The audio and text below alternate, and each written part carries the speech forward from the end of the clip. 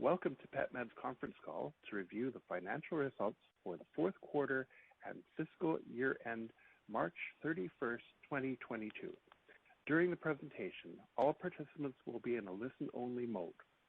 Afterwards, we will conduct a question and answer session.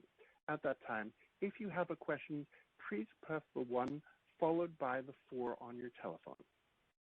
If at any time during the conference you need to reach an operator, please press *0.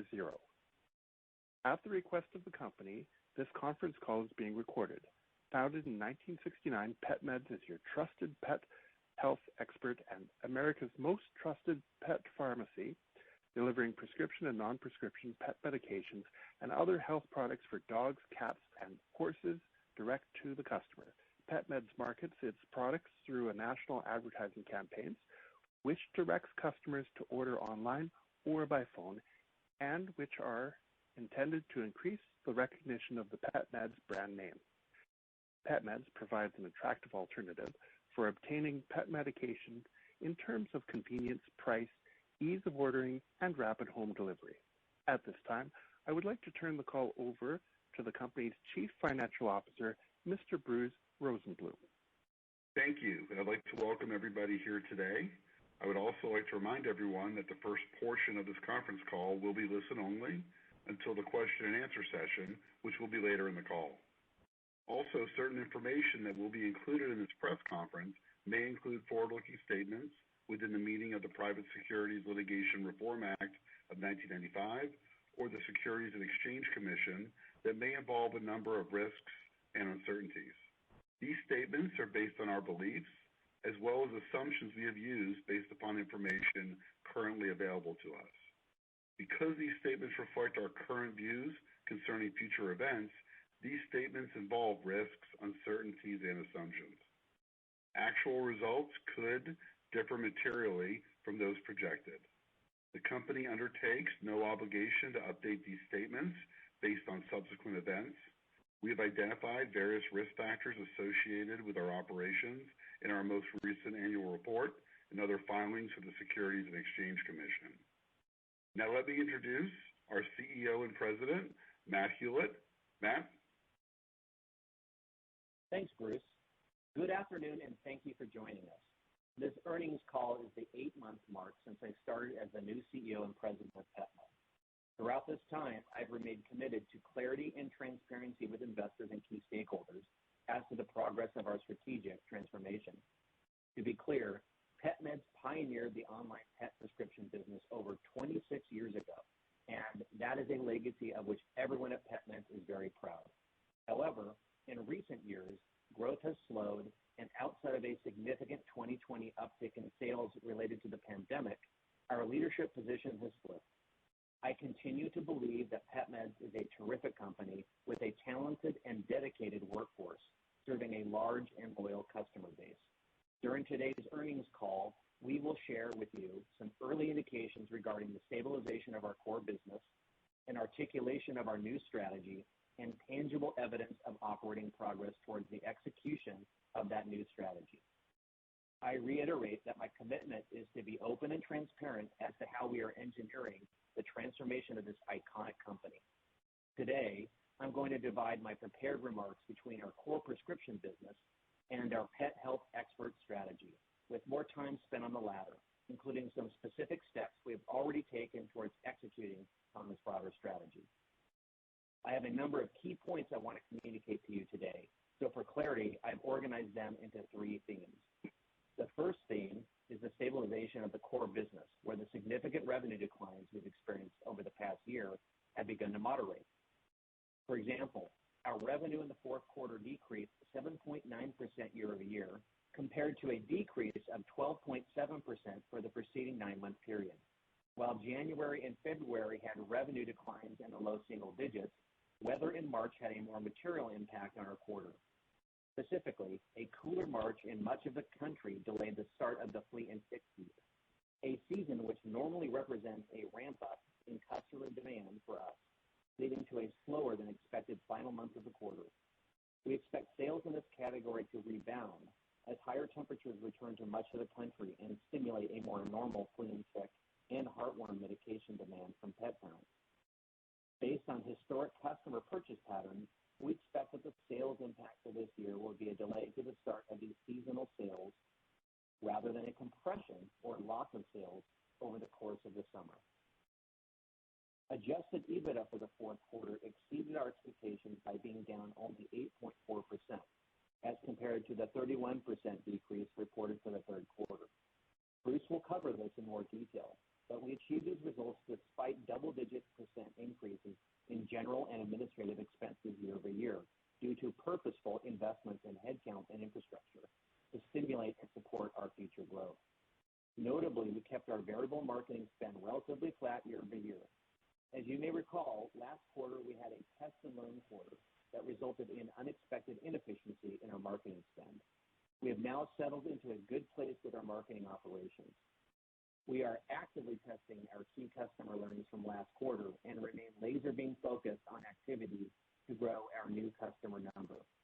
While we have not fully cracked the code on new customer growth, we are executing on several strategic steps, having just started our new customer segmentation strategy and recently bringing on new team members like our new Chief Marketing Officer. The second theme is the acceleration of our subscription business. Today, I am pleased to report that as of the month of March, 37% of our revenue is recurring revenue derived from our AutoShip and Save subscription program. This is a whopping 41% increase from the previous quarter. As mentioned in our last earnings call, we are introducing two new metrics that are strategically important as our business evolves into a subscription e-commerce business. As a result of this evolution, over time, we expect to see an increase in our LTV as the subscription program creates a more reliable recurring revenue stream from our customers. Our new customer count for the quarter is approximately 66,000, and our LTV to CAC for the quarter is 2.5x. The new customer count is calculated using the more specific definition of new customers, as being those who have not previously purchased from us within the past 3 years. As I mentioned earlier, we believe LTV to CAC is a more meaningful measure of the marketing value creation versus using our traditional ROAS metrics. We expect to see this LTV to CAC number grow as we migrate more of our returning customers to our AutoShip subscription program and expand the basket size or average order value over the life of our customers.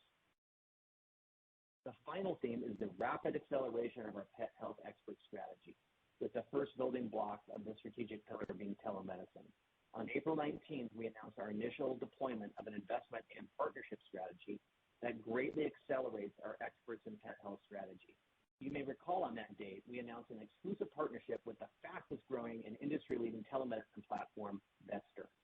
This is the exciting first of many transactions that will build the strategic pillar of our expert pet health strategy. I hinted at telemedicine during our last call, and to enter this space, we delivered a novel approach to capital allocation that I will talk about a bit later on this call. Now, let us dive deeper into the details with the presentation material. As always, we like to feature pictures of our customers and employees' pets in our slide decks. You will see many original pictures throughout this presentation. In fact, this slide features my dog, Harry, a Petmed customer since he was 8 weeks old. Let us start with a look at the current market and our perspective on the overall opportunity. As we covered in our previous earnings calls, Petmeds operates in a very large and growing addressable market. The U.S. pet market is over $100 billion in annual sales, and it is expected to reach $120 billion by 2024. The addressable pet medication market where we participate today is approximately $10 billion and growing rapidly.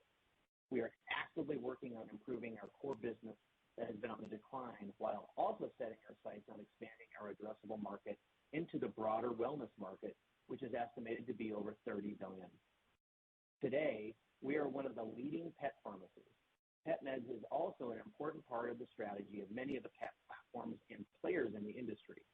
Additionally, as I've learned over these months, since I started in the business, there are not many trusted online prescription providers for these pet platforms and players to partner with, which puts us in an enviable position. Our core asset and demonstrated competency around prescriptions will enable us to move much more quickly to execute on our broader pet health expert strategy, as I will elaborate on in a moment. Not only are we operating in a large addressable market, but we also operate in a market that is growing with underlying behavioral trends that are favorable to digital retailers. U.S. household pet ownership has increased over time, and today, 7 out of 10 U.S. households have a pet. COVID has accelerated this trend that now more than ever, pet parents are keenly attuned to the health needs of their pets. In a post-COVID world, those pet parents are going to need and will seek out health and wellness care provided by a trusted brand. I believe Petmed is uniquely positioned to take advantage of this trend. Consumers also now expect everything to be real-time, fast, and digital, a trend which has impacted every industry. As we've seen in other digital e-commerce verticals, the ongoing move towards digitization of retail is accelerating. Today, our addressable market is largely dominated by offline sales, but we see the growing trend to purchase online as very favorable to us. Pet parents see their pets as an extension of their own families, and they are increasingly demanding more healthy pet care options. We see this as a positive trend for Petmed and an opportunity for growth. Similarly, aligned with the trends in human health, pet parents are thinking through the entire spectrum of their pet's care, from diet to veterinary services, and from infancy through old age, as well as re-examining the channels through which they access those products and services. Lastly, the pandemic accelerated the increasing trend for the digitization of healthcare. Specifically in the pet market, regulations related to in-person veterinary visits and prescription fulfillment were temporarily waived for the first time during COVID, and these services moved online in unprecedented ways. As I mentioned in our previous earnings call, our team has spent a considerable amount of time conducting research with the industry generally, as well as specifically with pet parents. As I noted earlier, in April, we announced an important strategic partnership and investment in pet telemedicine with Ebitda. With this groundbreaking partnership, we believe we are enabling the first mainstream pet telemedicine platform, and the one that will prove to be an accelerator of widespread adoption of pet telemedicine. It has been over a decade where Petmed has been a first and fast mover, and my commitment is that we will continue to do so. During the last earnings call, we discussed some key Petmed differentiators. I want to reiterate those because they are important, and I believe they provide a real edge for a company's transformation. First, our brand is both widely known and trusted.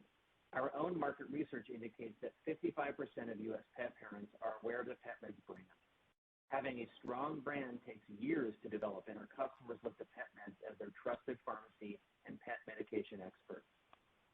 Second, we have a strong operational and quality efficiency as a pharmacy. Our customer care integration with our pharmacy is world-class, which ensures that customers get their products delivered quickly and accurately.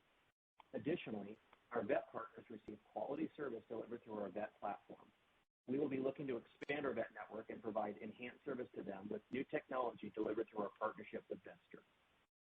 Our deep experience with the vet community is a significant competitive advantage. As we discussed in our last earnings call, we currently have one of the largest direct-to-consumer vet networks in the online retail space, with over 70,000 veterinarians that we've worked with over the company's history. Currently, our online vet portal has 17,000 active veterinarians and vet clinics. As I have said in earlier earnings calls, this is a core capability and a unique asset because it enables us to expand our fulfillment capability as we scale our business. Our intent is to drive incremental revenue through a powerful platform offered to our vet partners in the near future. Unlike other online players, we don't view vets as competitors for revenue. We view vets as partners in jointly providing a greater array of pet health services to pet parents. To that end, we will continue working together holistically to improve vets' ability to care for pets. Because of our industry-leading service relationships with vets, our prescription medication authorization rates are the highest they have ever been, which speaks volumes to the level of veterinarian cooperation we receive on a daily basis. Ultimately, we believe if we help vets, the profits for both the vets and for Petmed will follow. Our pet pharmaceutical category expertise is something that I view as a towering strength. Many retailers can sell dog food, but few can provide medication and sound advice at scale. As I've said before, being a differentiated pet medication provider allows Petmed to excel in our health and wellness offerings and continue to be viewed as pet health experts, especially as the market continues to become even more competitive. enjoyed a close and strategic bond with our many supply partners, and those relationships have developed over time to become even more strategic. We have direct relationships with all of our major suppliers, and we work together closely to effectively market our products to our customer base. Our customer service and overall customer centricity ethos permeates our culture and is demonstrated throughout our team. We provide a 100% satisfaction guarantee to our customers, and we go the extra mile for our customers with truly empathetic and expert service. We don't just have a transactional interaction with our customers. We have built trusting, genuine relationships. Our customers view Petmed as a trusted pet health expert, and we take that responsibility seriously. I recently had the pleasure of listening to a phone interaction from a loyal customer. Here's what they had to say. Quote, I just want to compliment the two people that I spoke with. I called from the parking lot of the emergency clinic, which is open nights and weekends. I told Petmed about my situation. The representative that I talked to named Cindy bent over backwards to get this prescription to me the next day before the hospital even opened Monday morning. And then I called later that day to make sure that I could get the medication. I spoke to Gus, and I explained the situation and how I had to have this medication. And he said, I'm going to make sure that it's in the mail for you. They were both absolutely wonderful. I can't thank you guys enough. They were just fantastic and so sympathetic, and they understood how I was feeling. It's kind of a cultural rehab. You're not selling at Petmed. This is not like buying food or music. These are our pets, and when they are sick, they are in real need. This is important, unquote. Cindy and Gus are perfect examples of our employees' dedication to our customers and their pets' well-being. And I'm delighted to share this story and recognize them for their exemplary customer service. Petmed has historically been a somewhat low-growth yet high dividend-based company. We are intent, however, upon becoming a higher-growth company and believe we are in a great position to do that. Petmed is profitable with a pristine balance sheet. We do not have any debt. We have approximately $111 million in cash and cash equivalents as of March 31st, 2022, and we are cash flow positive. Petmed is moving much of our business from a transactional direct-to-consumer model to a subscription business. Subscription businesses are clearly compelling business models due to their predictable and stable recurring cash flows. As I mentioned at the beginning of the call, we ended the month of March with approximately 37% of our customers enrolled and ordering via our AutoShip and Save subscription program, and we anticipate that this number will continue to rise. We continue to have a large base of returning customers, which is an indication of the quality of service and the value that we deliver. We are fortunate to have a large base of over 2 million pet parents that have purchased from us over the last 2 years.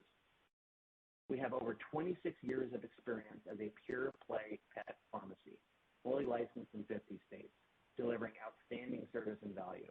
This domain experience is what I would call the more complicated part of the pet ecosystem, which makes our progression into other segments much easier.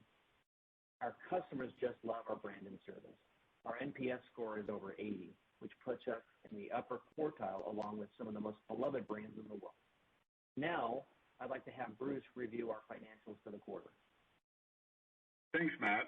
During the review of our financial results, we will compare our fourth fiscal quarter, which ended on March 31st, 2022, to last year's quarter that ended on March 31st, 2021. I would also like to highlight that we introduced new non-GAAP financial metrics last quarter, adjusted EBITDA and adjusted EBITDA per share. We decided to include these new metrics because they are key measures used by management and by our board to evaluate our operating performance, generate future operating plans, and make strategic decisions regarding the allocation of capital. Adjusted EBITDA and adjusted EBITDA per share provide a more accurate picture of our underlying profitability and also highlight the more recent increases in non-cash stock-based compensation. Throughout our most recent fiscal year, we faced a unique situation comparing two totally different environments between 2020 pandemic and 2021, mostly post-pandemic. As we move forward into our first full fiscal year, the year ending March 31st, 2023, with our new marketing partnerships, agencies, and processes, and with many of our highlighted initiatives firmly in place, we expect to be much more efficient with our variable marketing spend, with improved results. For the current year, fourth quarter sales were $66 million compared to sales of $71.7 million for the same period the prior year, a decrease of 7.9%. While we were disappointed with the overall sales results for the quarter compared to the prior year, we were encouraged by the sales trends we saw in January and February, which were only down in the low single digits. However, as Matt mentioned earlier, as a result of colder weather this spring, we saw a delay in the flea, tick, and heartworm season, resulting in a decrease in demand for flea, tick, and heartworm control products in the month of March. In contrast, in the prior year, season started in early March. A positive trend to highlight for the quarter was the continued growth of our Auto Ship and Save subscription program. Approximately 37% of our revenue in the month of March was generated from our Auto Ship and Save subscription program, with some of our more popular brands exceeding 41%, reflecting the alignment of our discount promotional offers, which required enrollment in the Auto Ship program. Growing our subscription revenue is one of our main priorities in fiscal 2023, and we expect to see stronger reorder sales as our Auto Ship revenue continues to grow. During the quarter, we saw decreases in both new orders and reorder sales. New order sales are obviously one area that needs improvement, and we're actively deploying new thinking and initiatives around re-energizing new customer growth. New order sales decreased by 35% to $4.9 million for the quarter, compared to $7.4 million for the same quarter the prior year. We acquired approximately 53,000 new customers in our fourth fiscal quarter ended March 31st, 2022, compared to 88,000 for the same period the prior year. Reorder sales decreased by 4.8% to $61.1 million for the quarter ended March 31st, 2022, compared to reorder sales of $64.2 million for the same quarter the prior year. For the full year, reorder sales decreased by 8.2% to $250.4 million compared to $272.6 million for the prior year. With the increasing Auto Ship subscription adoption rate, we will see more opportunities to continue to build our relationship with our loyal customer base. We will also look to continue to improve our reorder sales by marketing to our loyal customer base with increased product offerings and services. For the fourth fiscal quarter, our gross profit as a percentage of sales was 29.4% compared to 28.6% for the same period a year ago. This percentage increase was due to some of our major manufacturers shifting their funding from cooperative marketing rebates to discounting product costs and also the funding of discount promotions related to Auto Ship. There may be an opportunity to improve gross margins in fiscal 2023 if the shift to prescription medications continues and we can grow future sales without the reliance of price promotions. Net income was $6.1 million or 30 cents diluted per share for the fourth quarter of fiscal 2022 compared to $6.8 million or 34 cents diluted earnings per share for the same quarter last year, reflecting a decrease in net income of 11%. Net income during the quarter was also aided by two tax benefits: a $196,000 state tax rebate related to 2020 and a $131,000 state rate reduction in 2021, which was recognized in the March quarter. Adjusted Ebitda for the March quarter was $9.5 million, or 47 cents on a diluted basis, compared to $10.4 million, or 52 cents on a diluted basis for the same quarter last year, reflecting a decrease to Adjusted Ebitda of 8.4%. Adjusted Ebitda and Adjusted Ebitda per share add back certain non-cash expenditures, including stock compensation, interest, income, and expense, income taxes, depreciation, and amortization. Again, Adjusted Ebitda and Adjusted Ebitda per share are non-GAAP key measures used by management and our board to evaluate our operating performance, generate future operating plans, and make strategic decisions regarding the allocation of capital. We will continue to disclose this financial measure in our future filings. As Matt mentioned earlier in the earnings call, Adjusted Ebitda for the March quarter exceeded our expectations by being down only 8.4% for the fourth quarter ended March 31st, 2022, compared to being down 31% for the third quarter ended December 31st, 2021. Over the past 6 months, we have seen double-digit percentage increases in general and administrative expenses year over year due to the intentional and strategic incremental investments in both headcount and infrastructure. We will continue making purposeful investments in the business to fuel and support future growth. We also expect to see a continued investment in capital expenditures to the tune of approximately $5 million in fiscal 2023, of which $4.2 million is incremental to the business. We had $111 million in cash and cash equivalents and $32.5 million in inventory with no debt as of March 31st, 2022. The company continues to be committed to returning capital to our stockholders. As such, the board of directors declared a quarterly dividend of 30 cents per share on the company's common stock that will be payable on May 27th, 2022 to shareholders of record at the close of business on May 20th, 2022. Please note that the declaration and payment of future dividends is discretionary and will be subject to a determination by the board of directors each quarter following its review of the company's financial performance. Now I'd like to hand the presentation back over to Matt. Thanks, Bruce. We embarked on a new journey 8 months ago when I joined the company. In evaluating and planning for our future, we wanted first to re-examine how we saw ourselves as a culture and company, and then we delved into redefining our company's core purpose. We looked at where we excel today in the market and how we consistently solve our customers' pain points. And we used that as the starting place for our re-envisioning process. Through that work, we identified a clear market need to have a brand and company focused on being the trusted pet health expert. In many ways, we have served this function for our customers for over 26 years. If you think about it, selling prescription medication represents perhaps the most difficult corner of the pet ecosystem. It involves both collaboration with and authorization from veterinarians, combined with dispensing controlled substances and complying with regulatory requirements, etc. In short, it's hard. When you contact us either online or over the phone, we're paying extra attention to your pet's specific health needs with important and customer-specific details, like monitoring for drug interactions and ensuring the accuracy of your pet's prescription.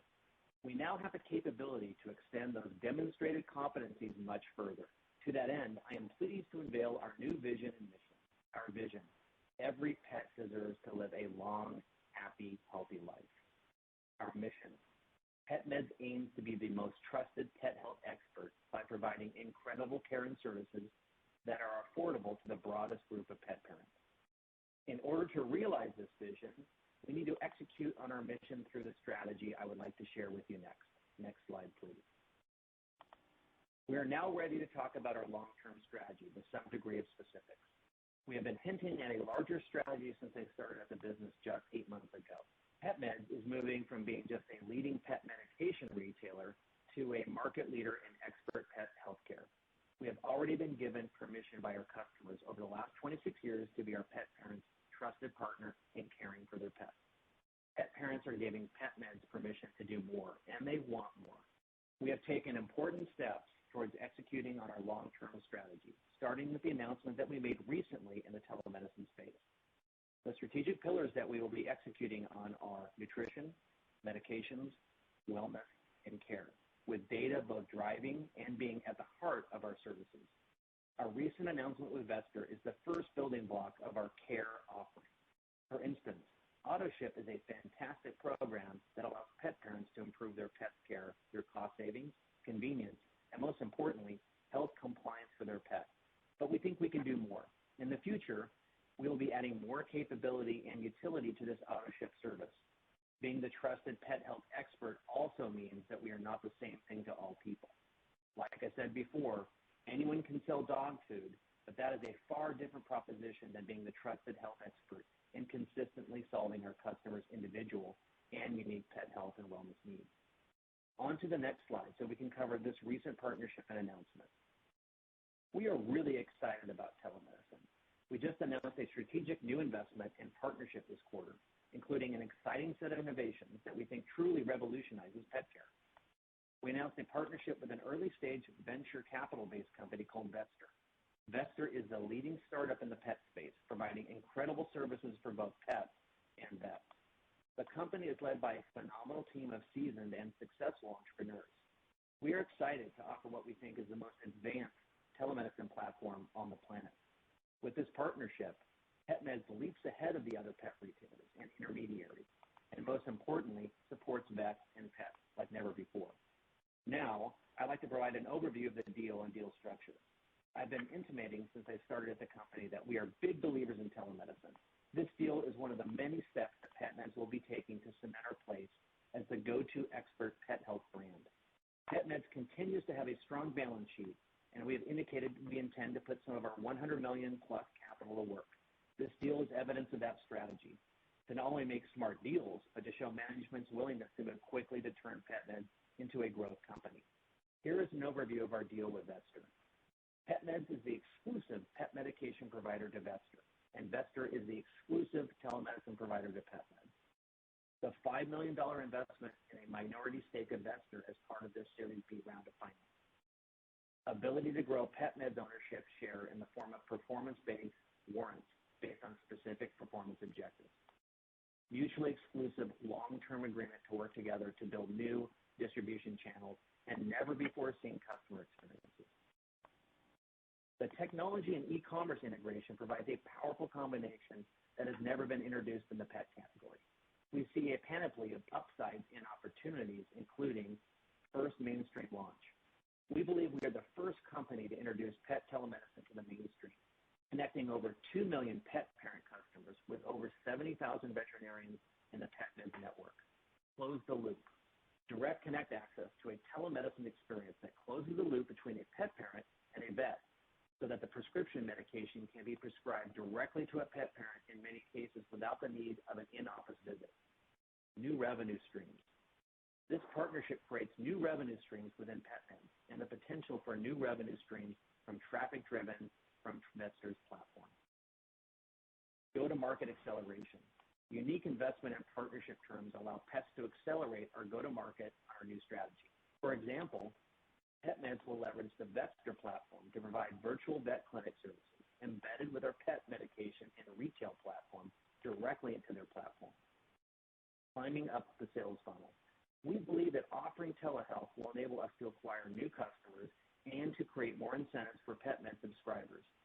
Petmed's customers will be able to get instant care, whether this is text or live video chat with your vet or any vet provider through an exclusive vet marketplace access on your smartphone or desktop 24/7. Veterinary Alliance. We think that this partnership is a huge win for vets too. We believe this partnership will allow us to provide attractive capabilities and additional revenue streams to our core vet network and beyond. Oh, and we also plan to dream up a bunch of new innovations that we're not ready to talk about yet. The deal in the short term should do the following for the Petmed business. Attracting new customers. Adding more utility to our auto-ship capability will help us attract new customers through adding new and exclusive telemedicine and pet parent medical functionality. This will greatly differentiate us in the marketplace and allow us to not focus solely on pricing and discounts. Driving more subscribers. Adding more utility, like I mentioned above, will also enable us to increase the acceleration of converting our existing customers to our subscription offering. Today, that number is 37%. And we would like to see that number exceed 50% in the full year of 2023. Driving more prescription business. Today, the process of getting pet authorization requires our well-honed pharmacy to attain an authorization from the pet parent's veterinarian. While authorizations are high, we still lose some prescriptions due to the need to physically see a vet. With this technology, customers will be able to connect to their established vet for a virtual visit and subsequently have their prescriptions authorized. Additional revenue streams. We will be connecting pet parents to vets, and we will be able to participate on a revenue share basis for each paid virtual vet appointment booked on the Petmed platform. In addition, Petmed will participate in incremental RX and OTC revenues that are booked through the Vestor platform. We have long thought that there was more we could do to support vets. Petmeds plus Vetster enable vets and vet clinics to have the flexibility to work whenever and wherever they want. Quality pet health care will literally now be at the fingertips of Petmed's pet clinics.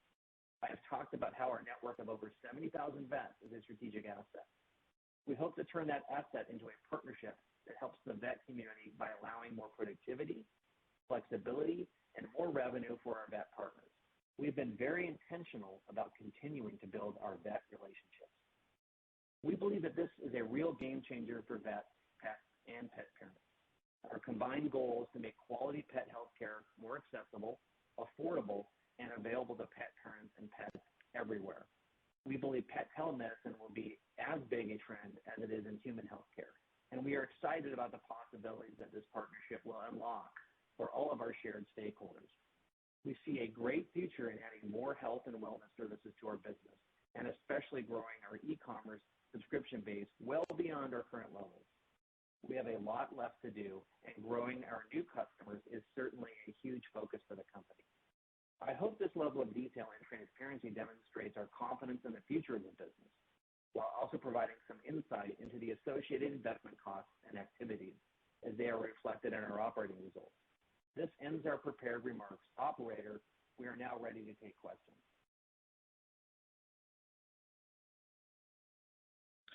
Thank you.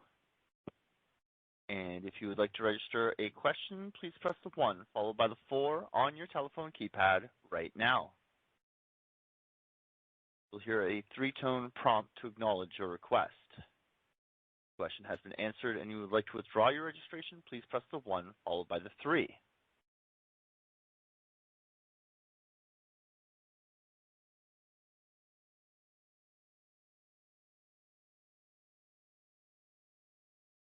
And as a reminder, to register for a question, press the 1 followed by the 4 on your telephone keypad right now. The first question is from the line of Erin Wright with Morgan Stanley. Please proceed with your question. Great. Thanks for taking my questions here. What are you seeing quarter to date in terms of demand trends and the progression of the flea and tick season that you said was off to a somewhat slower start here, but should we anticipate a meaningful bolus here associated with parasiticides in the current quarter? How do you anticipate that playing out from what you're seeing? Thanks. Bruce, do you want to take that and I can follow? Sure. Erin, how are you doing? As you mentioned, during the quarter, we started out very strong. Obviously, once we hit March, we definitely saw a drop in demand, unlike what we saw in the previous March, 2021. We've also have gotten similar information from manufacturers of this slow flea and tick season. So that's something that I think all of us have seen. In the past, we've gone through delays in season or season coming early in the year. I would say that traditionally it's a 6-month period. In the past, it has extended. We'll just have to see how it plays out in the current quarter.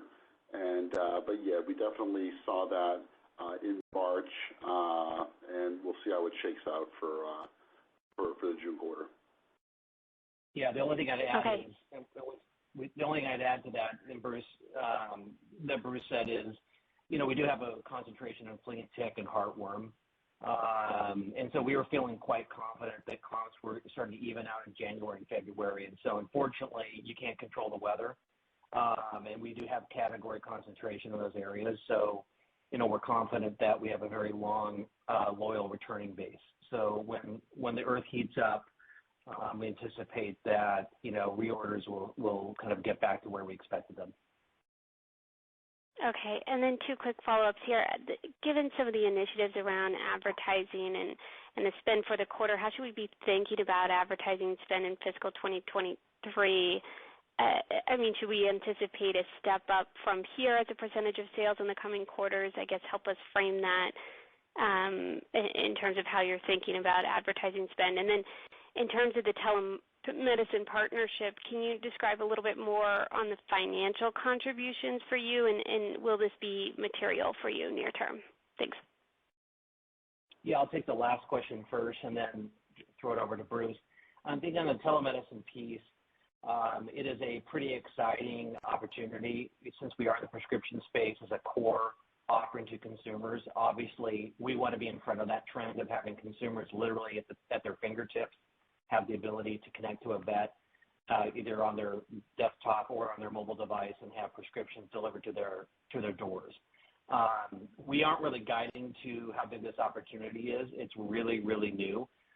The VCPR regulations, which connect the consumer with a vet, are relatively new as well. We see the regulations loosening over time, and that we see more demand for consumers. So we're not really guiding per se, and we love to excite folks on the upside as this partnership develops. Partnerships are very hard to forecast, as you know, but we're very excited about it.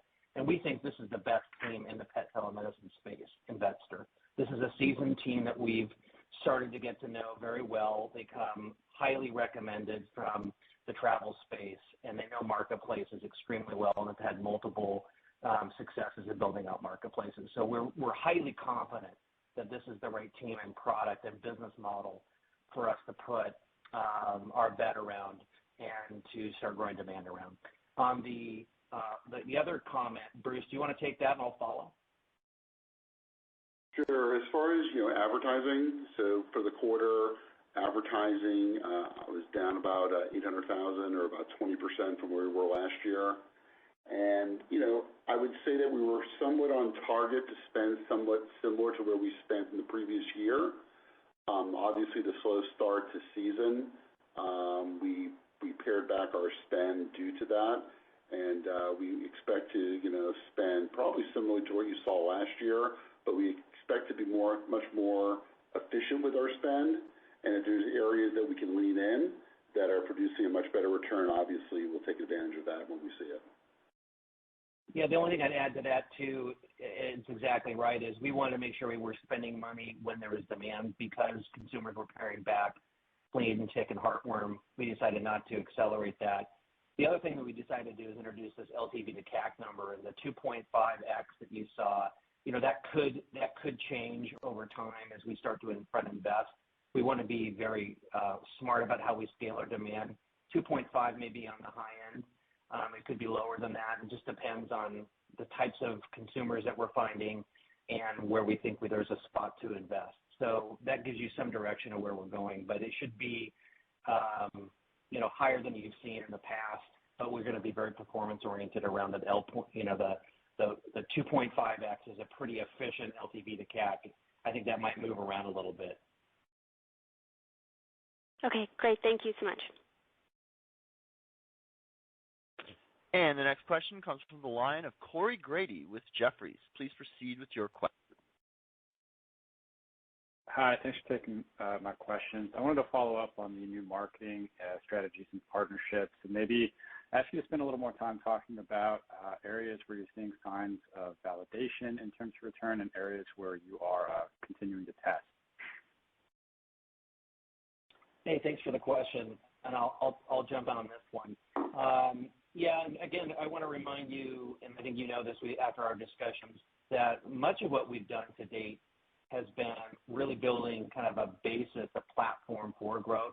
As you can recall, last quarter we had some inefficiencies. We implemented new marketing operations technology, new marketing partners, and we've been really testing a lot. We've been testing new customer segments that are kind of younger, more digital native.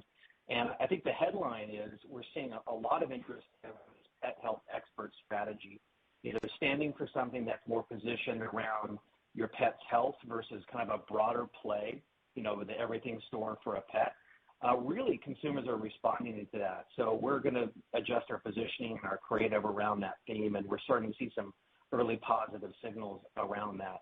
And as that starts to scale, I think our media mix will scale. I think the way we spend our dollars will definitely scale, and we'll scale profitably. I always like to point out there's 1,000 out of the 3,000, Russell 3000 companies are not profitable. We tend to grow profitably and find net new customers.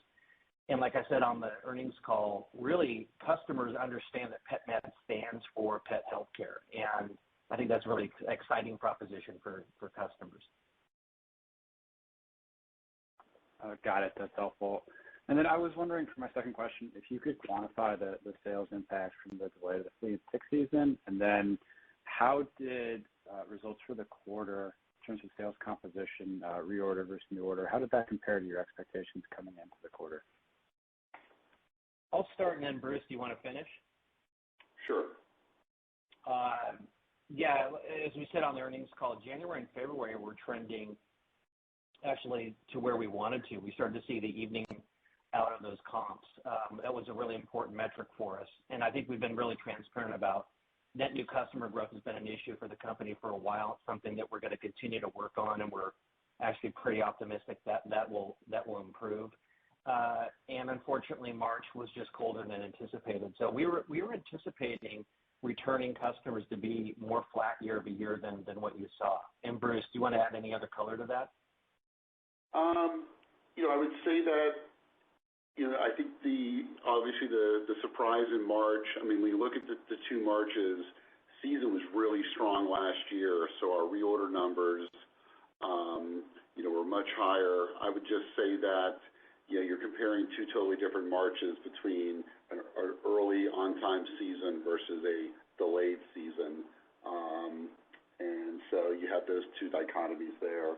But I think reorders were probably out of the 2, that was probably more affected from the delayed season than what we would have expected going into the March quarter. Got it. Thank you.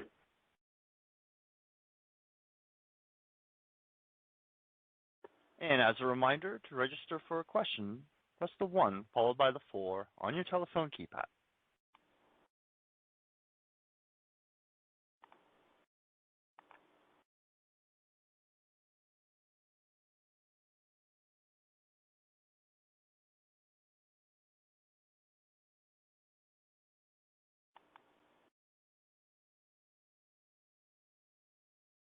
And the next question comes from the line of David Maley with 1102 Partners. Please proceed with your question. Hi, Bruce. Hi, Matt.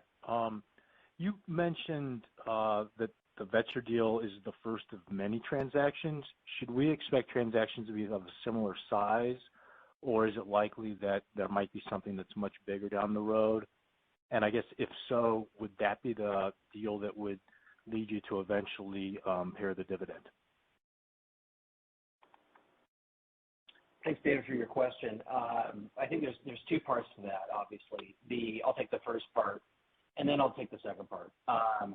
The capital allocation side is we have a lot of cash, and the cash hasn't really been put to use. And so as we fill out those puzzle pieces that I mentioned on the call around care, around wellness, diet, medication, we think we're pretty good on medication, and there's other areas we really need to fill in. And what's driving that is really our customers really want to have more products. They want more basket from us. They want more services that are aligned around pet health. And that's driving really some of our thoughts around how to accelerate, whether it's an investment, M&A, or an investment partnership that you saw investors. So we're going to continue to look at those types of opportunities. Things that we discussed in earnings calls like insurance, certainly that lead to more of a partnership type of profile, but certainly we're open to M&A as well. As asset prices start to settle down, as the economy starts to change, I think there could be some more buying opportunities there, but we're open to filling in those puzzle pieces using cash. And on the dividend side, we have a commitment to the dividend. One of the things that we're looking at as a management team that we discuss all the time as new customer growth starts to get figured out, and we have better calculus around that. We understand the types of recurring customer acquisition we can start driving. That's probably the time that we'd start discussing how fast we want to grow the company. But as you know, we've struggled with new customer growth, and so we've decided to support the dividend. And we've also decided to also not grow the company unprofitably. We're not deciding to take this business down to an unprofitable business, which a lot of e-commerce companies have decided to do. And I actually think that could be a problem as you start entering into some of these more difficult periods that we're starting to see now. So in short, we're going to support the dividend.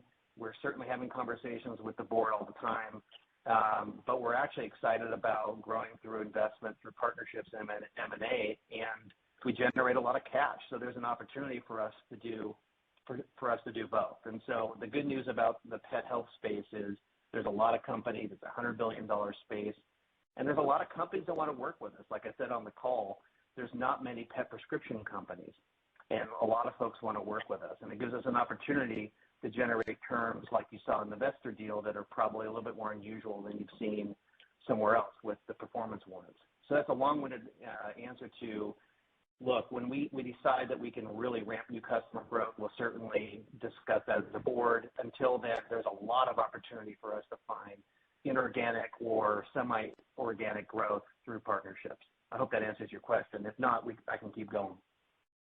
Yeah, no, that's good. That's good color. Really appreciate it. Thank you. Great question. Thank you. And there are no further questions at this time. I will now turn the presentation back to the host.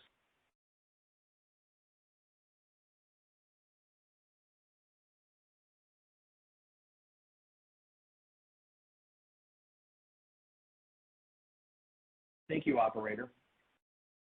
As you just heard, the future of Petmed is much broader than just a prescription e-commerce company. We're building our strategy out and working hard to transform into a broader e-commerce and subscription brand that reflects and leverages our status as the trusted pet health experts. I will continue to detail our progress and look forward to providing you with updates in the not-too-distant future. As always, thank you to all of our employees, customers, partners, suppliers, and investors for your continued confidence and support. Thank you for listening in. Operator, this ends the conference call. That does conclude today's conference. We thank you for your participation and ask that you please disconnect your line.